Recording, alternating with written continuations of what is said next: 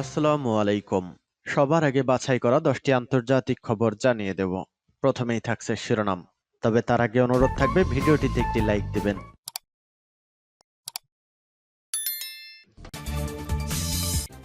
জানিয়ে দিব হাতে থাকা সর্বশেষ আপডেট আন্তর্জাতিক সংবাদ। প্রথমেই সংবাদ শিরোনাম। ইসরায়েলি কর্তৃপক্ষের পরানো টি শার্ট পুড়িয়ে দিয়েছেন ফিলিস্তিনিরা। এরপর জানিয়ে দিব 2000 পাউন্ডের বোমার চালান নিয়ে ইসরায়েলে মার্কিন পররাষ্ট্রমন্ত্রী। এদিকে হিজবুল্লাহর আরেক শীর্ষ কমান্ডারকে হত্যার দাবি ইসরায়েলের।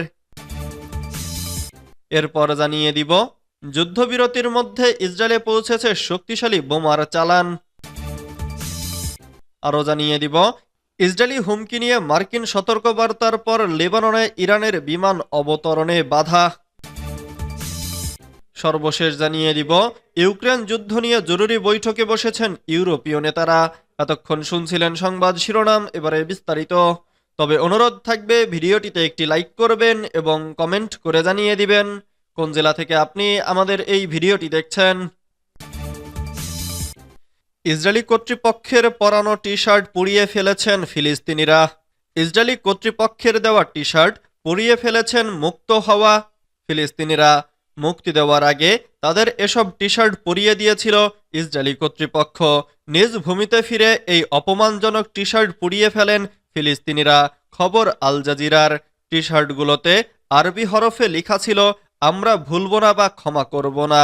এসব টি শার্ট ফিলিস্তিনিদের মধ্যে ক্রোধের জন্ম দিয়েছিল এবং বর্ণবাদী অপরাধ হিসেবে উল্লেখ করা হয়েছে। এর আগে শনিবার 15 ফেব্রুয়ারি 3 ইসরায়েলি জিম্মিকে মুক্তি দেয় ফিলিস্তিনি স্বাধীনতাকামী সংগঠন হামাস। অপরদিকে 369 ফিলিস্তিনি বন্দীকে কারাগার থেকে মুক্তি দেয় ইসরায়েল। গাজায় যুদ্ধবিরতি চুক্তির অংশ হিসেবেই তাদের মুক্তি দেওয়া হয়েছে। ফিলিস্তিনিদের মুক্তি দেওয়ার আগে ইসরায়েলের প্রিজন সার্ভিস বন্দীদের জোর করে এসব টি শার্ট পরিয়ে ছবি প্রকাশ করে। ফিলিস্তিনিদের যখন ফেরত পাঠানো হচ্ছিল তখন তাদের মধ্যে কয়েকজন টি শার্টে লেখা বার্তা ঢেকে রাখার চেষ্টা করেন। জোর করে টি শার্ট পরানোয় তাদের মধ্যে ক্ষোভ তৈরি হয়। 2000 পাউন্ডের বোমার চালান নিয়ে ইসরায়েলে মার্কিন পররাষ্ট্রমন্ত্রী। মার্কিন প্রেসিডেন্ট ডোনাল্ড ট্রাম্পের নির্দেশে ইসরায়েলে ভারী MK-84 নামের 2000 পাউন্ডের বোমার একটি চালান পাঠিয়েছে যুক্তরাষ্ট্র। এর আগে এই চালানটি ট্রাম্পের পূর্বসূরি জো বাইডেন আটকে দিয়েছিলেন।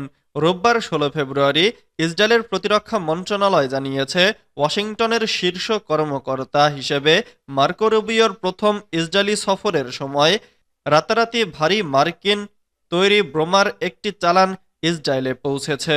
ডয়চে ভেলের প্রতিবেদন বলছে, যুক্তরাষ্ট্র থেকে 2000 পাউন্ডের বোমার চালান ইসরায়েলে পৌঁছানোর সময় রুবিওর এই সফর অনুষ্ঠিত হয়। রুবিও গাজার জনগণকে জোর করে বিতাড়িত করার প্রেসিডেন্ট ডোনাল্ড ট্রাম্পের বিতর্কিত পরিকল্পনা নিয়ে আলোচনা করবেন বলে মনে করা হচ্ছে।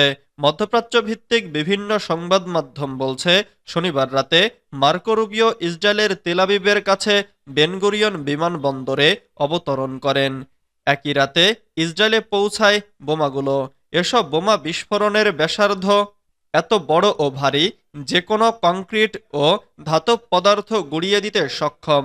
আল জাজিরার খবরে বলা হয়েছে, এই চালানে এ ধরনের 1008টি বোমা এসেছে ইসরায়েলে।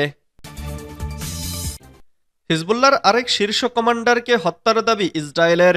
দক্ষিণ লেবাননে হামলা চালিয়ে হিজবুল্লাহর আরেক শীর্ষ কমান্ডারকে হত্যার দাবি করেছে ইসরায়েলি সরকার। নিহত ওই কমান্ডারের নাম আব্বাস আহমদ হামুদ। তিনি হিজবুল্লাহর বিমান বাহিনীর একজন শীর্ষ কমান্ডার ছিলেন। রোববার ইরানি বার্তা সংস্থা মেহের নিউজের এক প্রতিবেদনে এ তথ্য জানানো হয়েছে। ইসরায়েলের একটি সূত্রের বরাত দিয়ে গণমাধ্যমটি জানিয়েছে, দক্ষিণ লেবাননে হামলার পর ইসরায়েলি বাহিনী দাবি করেছে যে তারা হিজবুল্লাহর বিমান বাহিনীর অন্যতম কমান্ডার আব্বাস আহমদ হামুদকে হত্যা করেছে। এদিকে ইসরায়েলের যুদ্ধমন্ত্রী ইসরায়েল কাজ একজন শীর্ষ কমান্ডারকে হত্যার তথ্য নিশ্চিত করলেও নিহত ব্যক্তির পরিচয় প্রকাশ করেননি। তবে তিনি হুঁশিয়ারি দিয়ে বলেছেন, আমরা কখনো আমাদের দিকে কোনো ড্রোন উড়ে আসতে দেব না। তার এই ঘোষণার কয়েক মিনিট আগে আল মায়াদিন জানিয়েছে, দক্ষিণ লেবাননের জারজোয়া এলাকায় একটি গাড়িকে লক্ষ্যবস্তু করে ইসরায়েলি বাহিনী। এতে 2 জন নিহত এবং 3 জন আহত হয়েছেন। এদিকে আল মায়াদিনের লেবানন প্রতিবেদক জানিয়েছেন, দক্ষিণ লেবাননের কফারকেলা শহরে ইসরায়েলি বাহিনীর হামলায় বিশাল বিস্ফোরণ ঘটেছে। তবে হিজবুল্লাহ এখন পর্যন্ত ইসরায়েলের এই দাবির বিষয়ে কোনো মন্তব্য করেনি। যুদ্ধবিরতির মধ্যে ইসরায়েলে পৌঁছেছে শক্তিশালী বোমার চালান। ফিলিস্তিনের অবরুদ্ধ গাজা উপত্যকায় যুদ্ধবিরতির মধ্যেও মার্কিন যুক্তরাষ্ট্র থেকে MK-84 নামের ভারী বোমার একটি চালান ইসরায়েলে পৌঁছেছে। স্থানীয় সময় শনিবার 15 ফেব্রুয়ারি রাতে এ চালান গ্রহণ করেছে বলে নিশ্চিত করেছেন দেশটির প্রতিরক্ষামন্ত্রী ইসরায়েল কাটজ। রোববার 16 ফেব্রুয়ারি ইসরায়েলের প্রতিরক্ষা মন্ত্রণালয়ের বরাত দিয়ে বার্তা সংস্থা রয়টার্স এক প্রতিবেদনে এ তথ্য জানায়। MK-84 বোমা হল 2000 পাউন্ড ওজনের একটি শক্তিশালী বিস্ফোরক, যা পুরো কংক্রিট এবং ধাতব কাঠামো ভেদ করতে সক্ষম। বিস্ফোরণের ফলে এটি ব্যাপক ধ্বংসযজ্ঞ সৃষ্টি করতে পারে। জো বাইডেনের প্রশাসন ইসরায়েলের কাছে এ ধরনের ভারী বোমার রপ্তানি বন্ধ রেখেছিল, কারণ গাজা উপত্যকার মতো ঘনবসতিপূর্ণ এলাকায় এ ধরনের অস্ত্র ব্যবহারের ফলে মানবিক বিপর্যয় সৃষ্টি হতে পারে বলে আশঙ্কা করা হয়েছিল। উল্লেখ্য, 2023 সালের 7 অক্টোবর গাজা থেকে হামাসের হামলার পর যুক্তরাষ্ট্র ইসরায়েলকে কয়েক হাজার 2000 পাউন্ড ওজনের বোমা সরবরাহ করেছিল। তবে কিছু চালান পরবর্তীতে বাইডেন প্রশাসন স্থগিত করে রাখে। তবে গত মাসে ডোনাল্ড ট্রাম্প প্রশাসন নিষেধাজ্ঞা তুলে নেওয়ার পর নতুন এই চালান ইসরায়েলে পৌঁছেছে। ইসরায়েলি হুমকি নিয়ে মার্কিন সতর্কবার্তার পর লেবাননে ইরানের বিমান অবতরণে বাধা। ইসরায়েল ইরানের বিমানকে গুলি করে ভূপাতিত করতে পারে বলে মার্কিন যুক্তরাষ্ট্র সতর্কবার্তা দেওয়ার পর লেবানন চলতি সপ্তাহে 2 বার ইরানি বিমানকে বৈরুতে অবতরণের অনুমতি দেয়নি। লেবাননের একটি নিরাপত্তা সূত্র শনিবার এএফপিকে এ খবর জানায়। জানা গেছে, লেবানন কর্তৃপক্ষ বৃহস্পতিবার ইরানকে বৈরুতগামী একটি বিমান উড্ডয়ন না করার বার্তা পাঠানোর পর প্রথম বিমানটির অবতরণ বাধাগ্রস্ত হয়। সূত্রটি আরও জানিয়েছে, আমেরিকানদের মাধ্যমে ইসরায়েল লেবাননকে জানায়, ইরানি বিমান লেবাননে অবতরণ করলে তারা বিমানবন্দর লক্ষ্যবস্তু করবে। সূত্রটি আরও জানায়, ইসরায়েল তার হুমকির বিষয়ে কঠোর। প্রধানমন্ত্রী ও প্রেসিডেন্টের সাথে পরামর্শ করার পর লেবাননের গণপূর্ত ও পরিবহন মন্ত্রণালয় বিমানটি উড্ডয়নের আগে ফ্লাইটের জন্য ছাড়পত্র প্রত্যাখ্যান করার বার্তা পাঠায়।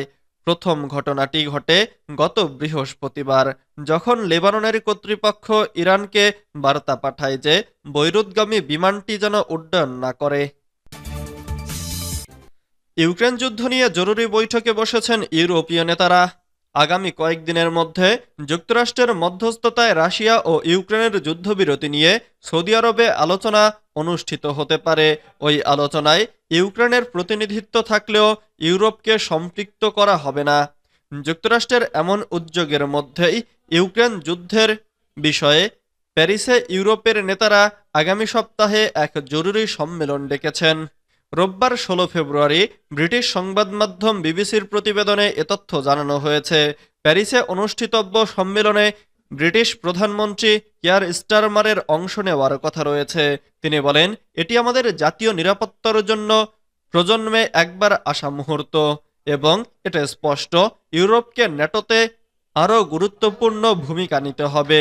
স্টারমার মনে করেন, তার ভূমিকা হবে যুক্তরাষ্ট্র ও ইউরোপকে একত্রিত করা, যাতে ইউক্রেনে শান্তি প্রতিষ্ঠার জন্য একটি ঐক্যবদ্ধ দৃষ্টিভঙ্গি নিশ্চিত করা যায়। এই মাসের শেষে হোয়াইট হাউসে গিয়ে ট্রাম্পের সঙ্গে ইউরোপীয় নেতাদের মতামত নিয়ে আলোচনা করবেন ব্রিটিশ প্রধানমন্ত্রী।